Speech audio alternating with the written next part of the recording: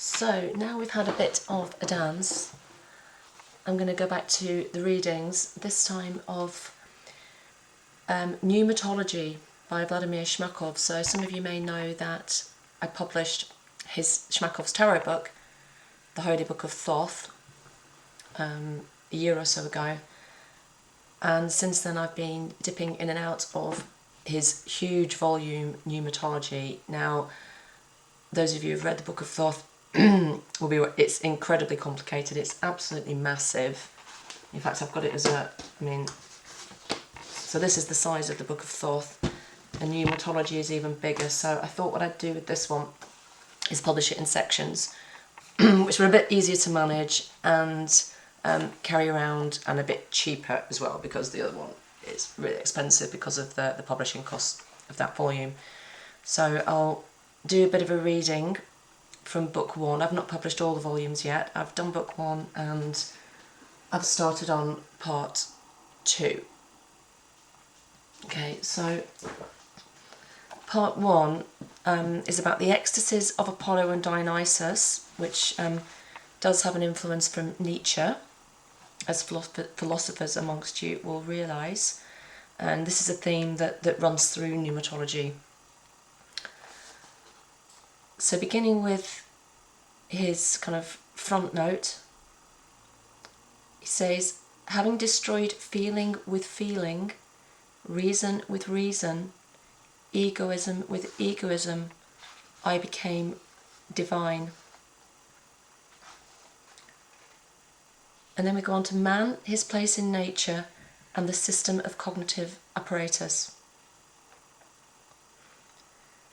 At the heart of human nature are two inextricably united principles, the passive perceiving principle and the active creative principle. The human being cannot otherwise be aware of him or herself as a creator and a creation at the same time, and both these principles invariably participate in every manifestation of one's being. Asserting himself by opposing himself to the outside world, that is, striving to reveal the independence of his individual being, a person only further strengthens and deepens the consciousness of his connection with everything that lies outside his concrete individual essence. The external in relation to a person is divided into two opposite poles, both of which equally layer his whole being and penetrate into the most hidden corners of his self-consciousness. On the one hand, it is the highest noumenal world, the realm of the spirit, and on the other hand, it is the world of phenomena surrounding his manifested being. A person studies the world around him through a set of cognitive abilities, but at the same time, in each individual case of cognition, he constantly feels with more or less distinctness the presence of something lying outside the sphere of activity of these tools of cognition. This something lies inside every experience, every feeling, every thought or image.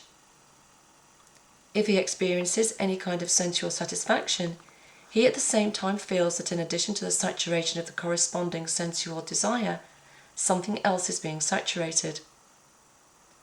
Every sensation invariably not only causes reflexes in other unidirectional and equivalent sides of his being, but also generates some elusive sensory experience of a different higher order. Likewise does cognition in the mind, philosophical thinking, invariably entail some higher parallel cognition and thinking. This higher knowledge is projected into consciousness in the form of some inner satisfaction that cannot be explained in words, in the form of communion with some amazing but incomprehensible harmony. If a person thinks deeply about his cognitive life, then he will undoubtedly come to the conviction that non-specific perceptions and cognitions are an end in themselves. In every feeling, the main value is not the feeling itself, but what it carries with it.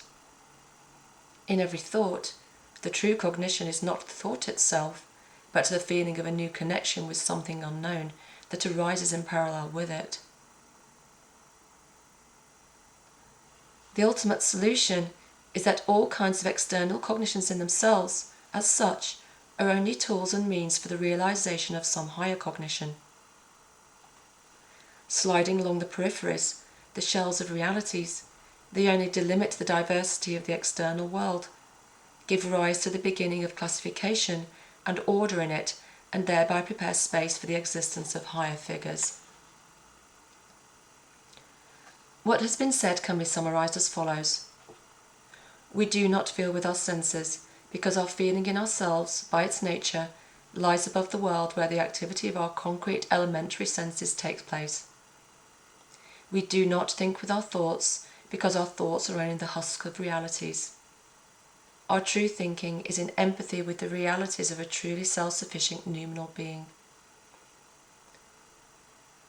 Soloviev expresses this idea as follows. Every cognition is held unknowable, every word refers to the unspeakable, and every reality testifies to the unconditional reality that we find in ourselves as a direct perception. A person's self-perception of his being, in all its versatility, immeasurably exceeds in its depth both all types of concrete cognitions, perceptions, and creative manifestations and their algebraic sum. The whole purpose of the phenomenal properties and abilities of a human being as a complex and multifaceted system of phenomenological manifestations of his spirit is to prepare forms in the course of life, into which its higher self-consciousness then flows, and thereby acquires evolutionary relevant concreteness.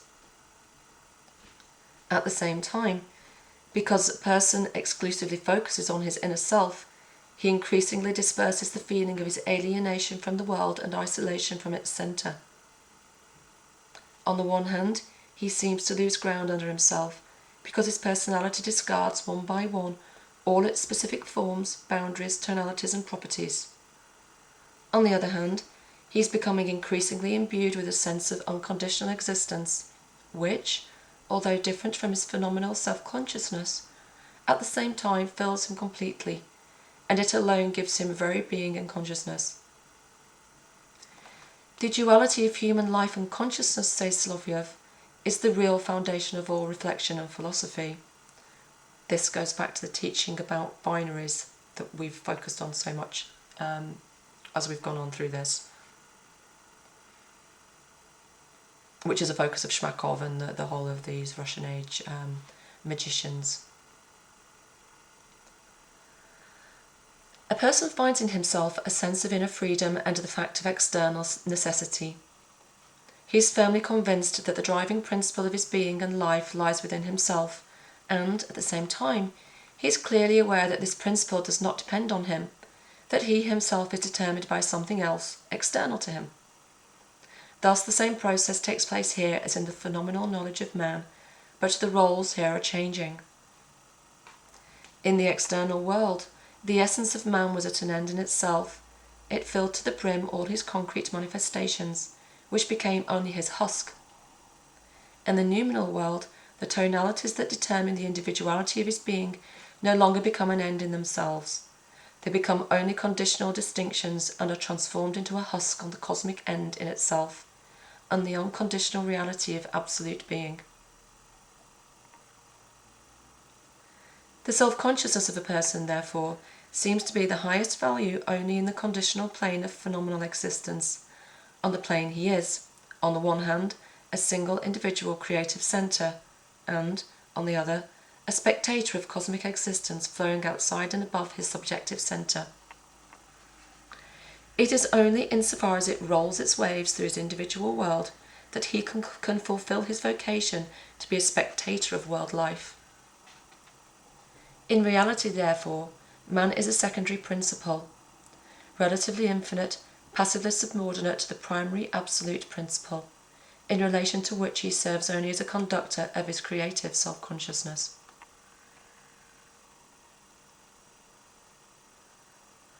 The individual monad of man carries out its manifestation, like a deity, by transferring its active consciousness from the centre to the periphery and its reverse synthetic ascent. The purpose of this process is the dismemberment and awareness of potencies and their affirmation in the synarchic system. Its instrument and primary source is experience in the phenomenal world. When several potencies are confirmed through experience, then, According to the pyramid law, they objectify or apprehend there is a certain mode corresponding to them in the human ego. A separate incarnation aims to create a certain set of potencies. Esotericism calls the mode of the true self corresponding to this set the conscious self. Thus we can say that the purpose of a separate incarnation is to objectify and affirm the corresponding conscious self. Partial groups of approved potencies correspond to aspects of the conscious self which can be called private selves. The approved potencies and the concretized self constitute an integral system where one asserts the other and it is impossible for them to exist separately. When dissecting this binary of the first kind, I will call the approved potencies elements and their totality composition. The latter in European philosophy is called the apperceptive mass. The connection between the self and the composition is consciousness, which is a binary of mysticism and reason, that is, content and form, and its kinesis is determined by the beginning of the will. From the above it seems clear that the conscious self in relation to the monad is in the same state as the monad in relation to the deity. This is expressed by the formula, the conscious self is a substance of the third kind. You know, a close encounter with it. Analysing consciousness with the help of intelligence, we, by virtue of the very nature of the latter, perceive it no other than in the form of a conglomerate of individual elements, that is, a set of isolated and several individual components.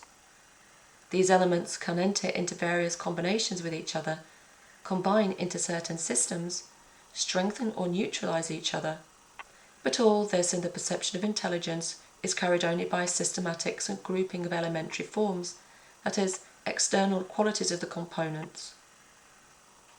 In these processes, their own inner being and content always and invariably remains separate in itself, and every whole here is only a mechanical connection of parts, and not the disclosure of internal affinity. The synthetic unity of consciousness in the ego, that is, a simple unity which is an indivisible quantity of a qualitatively higher order, can only be perceived by the active consciousness through intuition.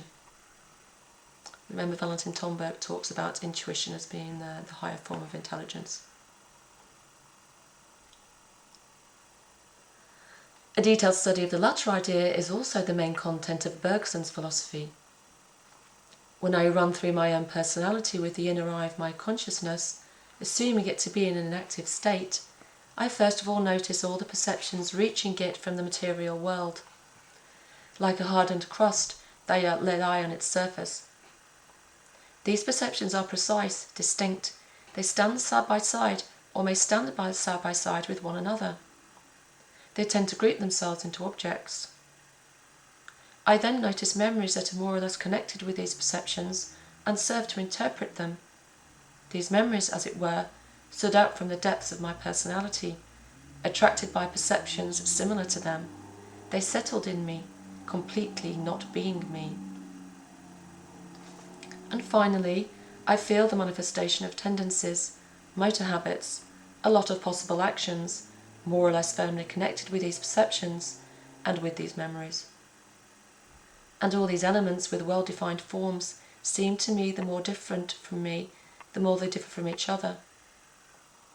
Going from inside to outside, they form in their union the surface of a sphere that tends to expand and get lost in the outside world.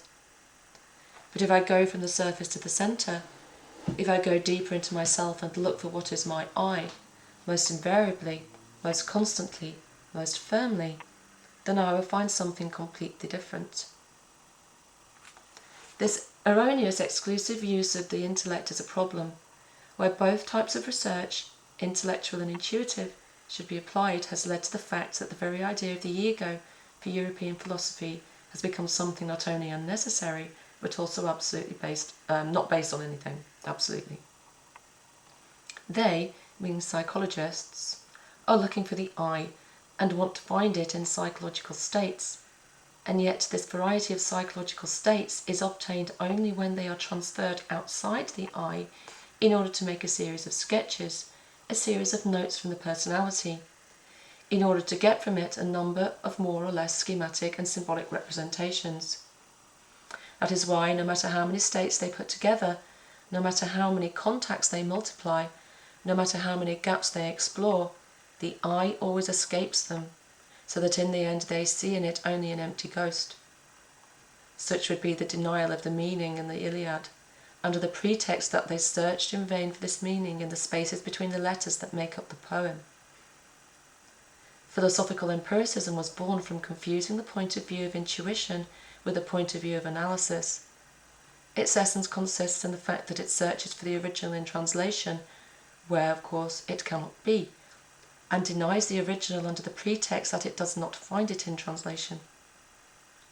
By necessity, it leads to negation, but looking closer at these negations, one can see that they simply serve as an expression of the evidence that analysis is not intuition. The actual consciousness of a person encompasses but a small part of the potencies of his monad, that is, it has a very limited content. At the same time, the set of elements included in it is always more or less random due to the confluence of concrete empirical circumstances and, therefore, does not at all represent an organic reduction of the whole, that is, like a miniature of it. On the contrary, individual details in most cases turn out to be overdeveloped, and the reality and the really essential remains barely revealed, if at all. In addition to the shortcomings arising from the imperfection of experience as such, the incompleteness and randomness of its data, the shortcomings of the empirical consciousness itself always play a huge role, that is, the imperfection of the ability to evaluate, systematize, and correlate the data of experience with each other. Not being organized into an harmonious whole, they weaken each other, enter into disharmonic collisions, paralyze naturally arising connections, and result in consequences. In general, actual consciousness is something deeply relative. Under these conditions, a person is completely deprived of the opportunity to study the actual relations of his being with both the world of noumenons and the world of phenomena. He is condemned to the fact that an element of conditionality and relativity inevitably enters into all his achievements. The gradual overcoming of these fetters is possible only through harmonic development, through evolutionary experience, and the expansion of the content of the apperceptive mass, and the corresponding deepening of the synthetics of consciousness, increasing the order of unity and synarchically uniting the totality of individual confirmed potencies. Deprived of the direct knowledge of his self, a person has before him only relative givens of experience and equally relative functions of his consciousness. All this is in a state of constant modification, and, therefore, he does not have anything directly in his consciousness that he could rely on, that he could consider as something basic, permanent, and unchangeable, in relation to which the entire content of consciousness would already have to be coordinated accordingly. In the absence of such a basic point of support, at least accepted conditionally or unconsciously, no condition, no active activity at all is possible. From the moment of recognition of the need to find this true fulcrum, philosophy is born. 3 different solutions appeared on the path of its history. And then that's going to be the next section, which is materialism, criticism, and metaphysics in their relation to esotericism, for next time.